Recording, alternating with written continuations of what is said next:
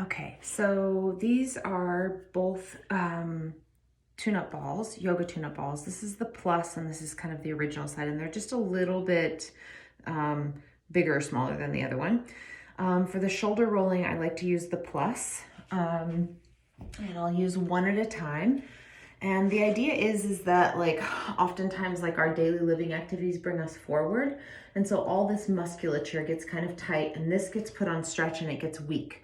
So what we want to do is kind of open up this tissue, do things of course to strengthen the back muscles, but rolling this stuff can help as well. So the first thing we'll do is start just underneath the clavicle, and it'll be trapped up against the wall and you'll roll out to the soft part of the shoulder, and then you'll do that 4 or 5 times, maybe even more.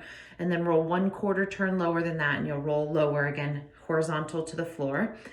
And then you'll trap it up against this kind of, I call it the front armpit of the shoulder, so the softer part where the pec minor and major come and attach here. Once you get there, you'll trap it on the wall and do a little calf raise, so you cross fiber that tissue. And then we'll do a wall angel where you pin it up against the wall and then you trace the arm up and down overhead. Then we'll roll supraspinatus, which is this muscle that runs along the spine of your scapula from kind of the C7 all the way to the tip of the shoulder. It's kind of a squishy muscle there. And then you'll also run from the tip of the shoulder blade to the top of the shoulder blade along your rhomboids. So the first one is to trap it here, and then you just roll side to side. I like to try to do this with the hand externally rotated, so thumb back, pinky towards the wall. Mainly because we spend a lot of time internally rotated, just daily living activity type stuff. So I've done that 4 or 5 times, and you'll go a little lower, same thing, roll out to the soft part of the shoulder and back.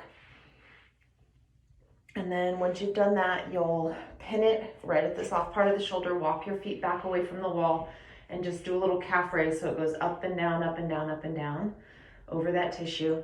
And then the wall angel, you're just gonna make a little half angel motion here. If it hurts to do that, because sometimes it does, or that range of motion isn't there quite so much, then you can do more like a shoulder press action in any range of motion. So just pinning that tissue and moving the arm will mobilize the tissue around the ball, and the ball kind of pinned up there. For the supraspinatus, you'll start at the tip of the shoulder and you kind of get at a funny angle to the wall. And then you turn the chest towards the ceiling and then back. So the ball just kind of rolls over that tissue. And this always like melts me because it feels so good.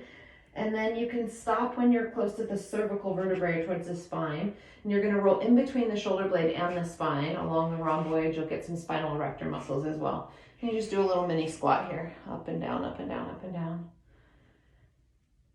Good. And then the key to this is to make sure that you're not causing pain. Most of your pain receptors are in your fascial tissue. So if you tase the tissue, in other words, make it hurt, all the tissue around it will contract, and we want that tissue to relax so you can bring more blood flow there and kind of get you out of this forward position. So I hope that helps.